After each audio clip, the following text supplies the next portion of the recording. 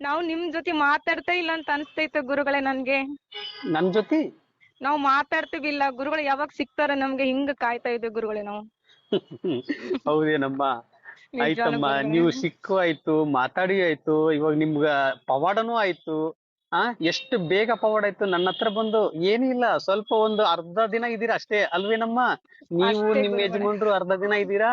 Already ಒಂದ್ 8 ದಿನ ಆಯ್ತು. 8 ದಿನದಲ್ಲಿ ಇವತ್ತು ನಿಮ್ಗೆ ಪವಾಡ ಆಯ್ತು. 8 ದಿನದಲ್ಲಿ ಗುರು ರಾಘವೇಂದ್ರ ಸ್ವಾಮಿ ಅವರು ನಿಮ್ಗೆ ಅನುಗ್ರಹ ಮಾಡಿದ್ರು.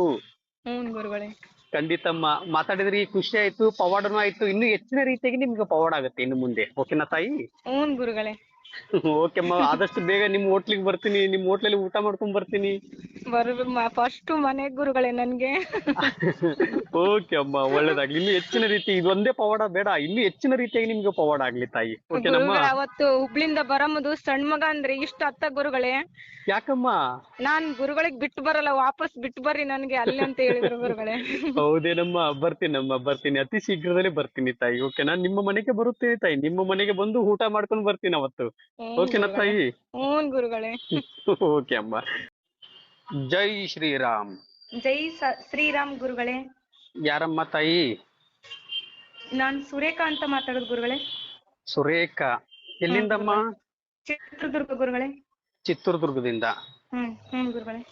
ಹೇಳಮ್ಮ. ಗುರುಗಳೇ ನಿಮಗ್ ಬಂದು ನಾವು ಮೀಟ್ ಆಗಿದೀವಿ. ಬಟ್ ಅದು ಎಷ್ಟು ಸಾಕಾಗ್ತಾ ಇಲ್ಲ ಗುರುಗಳೇ ನಮ್ಗೆ. ಏನಮ್ಮ ಏನಮ್ಮ? ಮೀಟ್ ಆದ್ರೂ ಸಾಕಾಗ್ತಾ ಇಲ್ಲ ಗುರುಗಳೇ, ನಿಮ್ ಪಾದ ಹಿಡಿಯಕ್ಕೆ.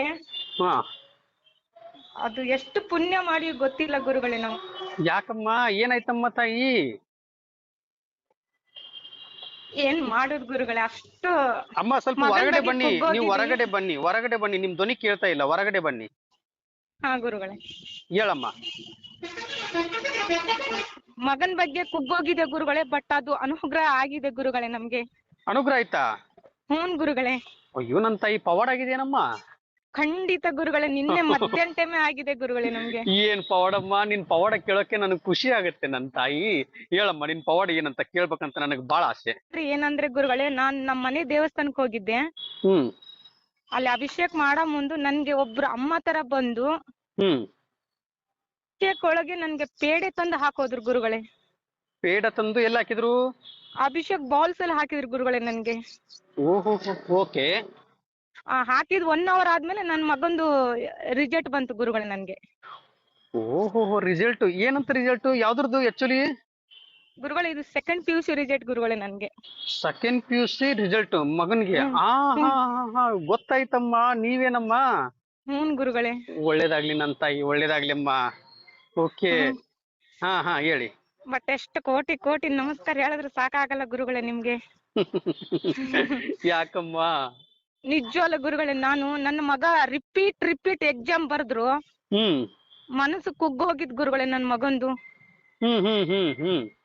ಬಟ್ ಅವ್ನ್ ಏನ್ ಆಗ್ತಾನಿಲ್ಲ ಅಂತ ಗೊತ್ತಾಗಿತ್ತು. ಬಟ್ ನಿಮ್ಮ ಪಾದ ಹಿಡಿದ್ಮೇಲೆ ನನಗೆ ಅದು ಅನುಗ್ರಹ ಬಹಳ ಆಗಿದೆ ಗುರುಗಳೇ. ನೋಡಿ, ಇಲ್ಲೇ ತಪ್ತಾ ಇರೋದು. ನೀವು ನನ್ನ ಪಾದ ಹಿಡಿದಿದ್ದೀನಿ, ನನ್ನ ಪಾದ ಯಾಕಮ್ಮ ಹಿಡಿತೀರಾ? ನೀವ್ ಹಿಡಿದಿರೋದು ರಾಯರ್ ಪಾದವನ್ನು ಹಿಡಿದಿರೋದು. ನಾನು ನೋಡಮ್ಮ, ಒಂದು ವಿಚಾರದಲ್ಲಿ ನನಗೆ ಇಲ್ಲಿ ಹೆಸರಿಟ್ಟಿದ್ದು ಎಲ್ಲಾರು ನೀವೇ. ಗುರುಗಳು ಅಂತೀರಾ, ಸ್ವಾಮಿ ಅಂತೀರಾ, ಅಪ್ಪಾಜಿ ಅಂತೀರಾ, ತಾತ ಅಂತೀರಾ, ಅಣ್ಣ ಅಂತೀರಾ, ತಮ್ಮ ಅಂತೀರಾ. ಅಮ್ಮ, ನಾನು ನಿಮ್ಮಾಗೆ ಮನುಷ್ಯ ಅಮ್ಮ. ಇಲ್ಲಿ ನಾನು ನಿಮ್ಮಾಗೆ ಮನುಷ್ಯ. ಇಲ್ಲಿ ನಾನು ಯಾರು ದೇವರು ಅಲ್ಲ, ಗುರುಗಳಲ್ಲ. ಗುರುಗಳನ್ನುವುದು ಒಬ್ರೇ. ಅದು ಯಾರು? ಮಹಾನ್ ಗುರುಗಳು, ಗುರು ರಾಘವೇಂದ್ರ ಸ್ವಾಮಿಯವರು. ಅವ್ರನ್ನ ಆ ಜಾಗದಲ್ಲಿ ಅವ್ರನ್ನ ಬಿಟ್ರೆ ಬೇರೆ ಯಾರನ್ನು ತುಂಬುವುದಕ್ಕೆ ಆಗುವುದಿಲ್ಲ. ಅದಕ್ಕೆ ನಾನು ಎಲ್ಲಾ ತಾಯಿಂದ್ರಿಗೆ ಏನ್ ಹೇಳ್ತೀನಿ, ನೀವು ರಾಯರ್ ಪಾದವನ್ನು ಹಿಡಿರಿ. ಗುರು ರಾಘವೇಂದ್ರ ಸ್ವಾಮಿಯವರ ಪಾದವನ್ನು ಹಿಡಿದ್ರೆ ನಿಮ್ಮ ಬದುಕನ್ನೇ ಬದಲಾಯಿಸಿ ಬಿಡ್ತಾರೆ ಮಹಾನ್ ಗುರುಗಳು ಅಂತಂದು ನಾನು ಯಾಕೆ ಒತ್ತಿ ಹೇಳ್ತೀನಿ ಅಂದ್ರೆ, ಮನುಷ್ಯರ ಪಾದ ಹಿಡಿಬೇಡಿ. ಮನುಷ್ಯರ ಪಾದ ಹಿಡಿದ್ರೆ ನಿಮ್ಮನ್ನ ತುಳಿದು ಬಿಡ್ತಾರೆ ಮನುಷ್ಯರು. ನನ್ನ ನೋಡ್ಕೊಂಡು ಹೇಳ್ತಾ ಇದೀನಿ, ಬೇರೆಯವ್ರ ಬಗ್ಗೆ ಹೇಳ್ತಾ ಇಲ್ಲ. ನನ್ನ ನೋಡ್ಕೊಂಡೆ, ನಾನು ಒಬ್ಬ ಮನುಷ್ಯ ಇಲ್ಲಿ. ನನ್ನನ್ನು ನಂಬಬೇಡಿ, ಗುರು ರಾಘವೇಂದ್ರ ಸ್ವಾಮಿಯವ್ರನ್ನ ನಂಬಿ ಅಂತ ನಾನು ಯಾಕೆ ಹೇಳ್ತೀನಿ ಅಂದ್ರೆ, ನಿಮ್ಮನ್ನ ಬದುಕನ್ನೇ ಬದಲಾಯಿಸಿ ಬಿಡ್ತಾರೆ. ಗುರುಗಳೇ. ಅದಕ್ಕೆ ನೋಡಿದ್ರಾ, ನೋಡಿ ಎಷ್ಟು ಸತಿ ಫೇಲ್ ಆಗಿದ್ದಾನೆ ನಿಮ್ಮ ಮಗ. ಗುರುಗಳೇ 3 ಸಲ ಗುರುಗಳೇ. ಫೇಲ್ ಆಗಿ ಇವತ್ತು ನಿನ್ನ ಮಗ ಪಾಸ್ ಆಗ್ತಾನೆ ಅಂತ ಹೇಳಿದ್ನ ನಾನು ಮೊನ್ನೆ ಬಂದಾಗ. ಹೇಳಿದ್ರಿ ಗುರುಗಳೇ ನನ್ಗೆ. ನೀವ್ ಚಿಂತಿಸಬೇಡ, ಈ ಸತಿ ನಿನ್ನ ಮಗ ಪಾಸ್ ಆಗ್ತಾನೆ. ಯಾವಾಗಮ್ಮ? 1 ವಾರ ಆಯ್ತಲ್ಲಮ್ಮ ನೀನ್ ನನ್ನ ಮೀಟ್ ಮಾಡಿ. ಅಷ್ಟೇ ಗುರುಗಳೇ, ಇವತ್ತಿಗೆ 8 ದಿನಲೇ ನಿಮ್ಗೆ ನಾನು ಮೀಟ್ ಆಗಿದ್ದೆ. 8 ದಿನದಲ್ಲಿ ಮೀಟ್ ಆಗಿದ್ದೀರಾ. ನಿನ್ನ ಮಗ ಈ ಸಲ ಎಷ್ಟೇ ಕಷ್ಟ ಇದ್ರು ಪಾಸ್ ಆಗ್ತಾನೆ. ನಾನ್ ನಿನಗೆ ಒಂದು ವ್ರತವನ್ನು ಹೇಳ್ತೀನಿ. ನಾನು ಇವಾಗ ಏನ್ ಹೇಳ್ಕೊಡ್ತೀನಿ ಅದನ್ನ ಹೋಗಿ ನಿನ್ ಮನೇಲಿ ಮಾಡು ಅಂತ ಹೇಳಿದೆ. ನನ್ನ ಕೈಯಿಂದ ನೀವೇನ್ ಇಸ್ಕೊಂಡು ಹೋದ್ರಿ? ಎಲ್ಲ ಇಸ್ಕೊಂಡು ಹೋಗಿದ್ದೀರಾ? ಹ್ಮ್ ಗುರುಗಳೇ. ನಾನು ಏನ್ ಕೊಟ್ಟಿದ್ದೀನಿ ಅದೆಲ್ಲ ಇಸ್ಕೊಂಡು ಹೋದ್ರಾ? ಹ್ಮ್ ಗುರುಗಳೇ, ಇಸ್ಕೊಂಡು ಹೋಗಿದ್ದೀನಿ. ನಿಮ್ಮ ಮಗ ಪಾಸ್ ಆಗ್ತಾನೆ ಅಂತ ಹೇಳಿದಾಗ ನೀವು ನಿಮ್ಮ ಕುಲದೇವರಿಗೆ ಹೋಗಿ ಅಮ್ಮ ಖಂಡಿತ ನಿಮ್ಗೆ ಅನುಗ್ರಹ ಆಗುತ್ತೆ ಅಂತ ಹೇಳಿದಾಗ ನೀವು ಕುಲದೇವರಿಗೆ ನಿಮ್ಮ ಮನೆದೇವರಿಗೆ ಹೋದಂತ ಸಂದರ್ಭದಲ್ಲಿ ನೀವೇನ್ ಒಂದು ಇದನ್ನ ಇಟ್ಕೊಂಡಿದೀರಿ ಅಮ್ಮನಿಗೆ, ಅವಾಗ ನಿಮ್ಗೆ ಯಾರೋ ಒಬ್ರು ಬಂದು ನಿಮ್ಗೆ ಸ್ವೀಟ್ ಅನ್ನು ಕೊಟ್ಟಿದ್ದಾರೆ ಅಂದ್ರೆ ಆ ಸ್ವೀಟ್ ಏನು ಅಲ್ಲ ತಾಯಿ, ಏನಂದ್ರೆ ನಿನ್ನ ಮಗ ಪಾಸ್ ಆಗಿದ್ದಾನೆ, ಈ ಸ್ವೀಟ್ ಅನ್ನು ತಿನ್ನು ಅಂತ ನಿಮ್ಗೆ ಸೂಚನೆಯನ್ನು ಕೊಟ್ಟಿದ್ದಾರೆ. ಹ್ಮ್ ಗುರುಗಳೇ. ಓಕೆ ಅಮ್ಮ, ಖುಷಿ ಅಲ್ಲಮ್ಮ? ಅಲ್ಲಮ್ಮ, ಇವಾಗೆಲ್ಲ ಖುಷಿ ಆಯ್ತು, ಇವೆಲ್ಲ ಆಯ್ತು, ಮತ್ ನಮಗೆ ಯಾವಾಗಮ್ಮ ಹೋಳಿಗೆ ಊಟ? ನೀವು ಯಾವಾಗ ಬರ್ತೀರಿ ಕಾಯ್ತಾ ಇದ್ದೀವಿ ಗುರುಗಳೇ. ಅಲ್ಲಮ್ಮ, ನನಗೆ ನಿಮ್ ಅನುಗ್ರಹ ಆಗಿದೆ ಅಂತ ಹೇಳ್ತಿರಲ್ಲ, ಎಷ್ಟು ಆನಂದವಾಗುತ್ತೆ ಗೊತ್ತೇನ್ ತಾಯಿ? ಆಗಿದಕ್ಕಿಂತ ಬಹಳ ಖುಷಿ ಆಗಿದೆ ಗುರುಗಳೇ. ನಿಮ್ಮ ಜೊತೆ ಮಾತಾಡೋದು ಬಹಳ ಖುಷಿ ಆಗಿದೆ ಗುರುಗಳೇ. ಬಿಟ್ ಬರಕ್ಕೆ ಆಗಲ್ಲ ಗುರುಗಳೇ ನನ್ಗೆ. ಇವಾಗ ಇರ್ಲಿ, ನೀವ್ ಬರೇ ಹಿಂಗೆ ಹೇಳಿ ನೀವು ತಪ್ಪಿಸ್ಕೊಂಡ್ರೆ ತಲೆ ಕುಕ್ಕಿ ಬಿಡ್ತೀನಿ. ನನಗೇನ್ ಬೇಕು? ಹೋಳಿಗೆ ಬೇಕು, ಅರ್ಥ ಆಯ್ತಾ? ಗುರುಗಳೇ, ಅದಕ್ಕಿಂತ ಜಾಸ್ತಿ ಇಲ್ಲ ಗುರುಗಳೇ ನನ್ಗೆ. 2 ಹೋಳಿಗೆ ತುಪ್ಪ ಇದೊಂದು ಕೊಟ್ಟು ಬಿಡು, ನನಗೆ ಬಹಳ ಆನಂದವಾಗುತ್ತೆ, ಬಹಳ ಖುಷಿ ಆಗುತ್ತೆ. ಓಕೆ ನಮ್ಮ, ಯಾಕಂದ್ರೆ ಎಷ್ಟೋ ಜನಗಳದು ಇವತ್ತು ಪವಾಡ್ ಆಗಿದೆ.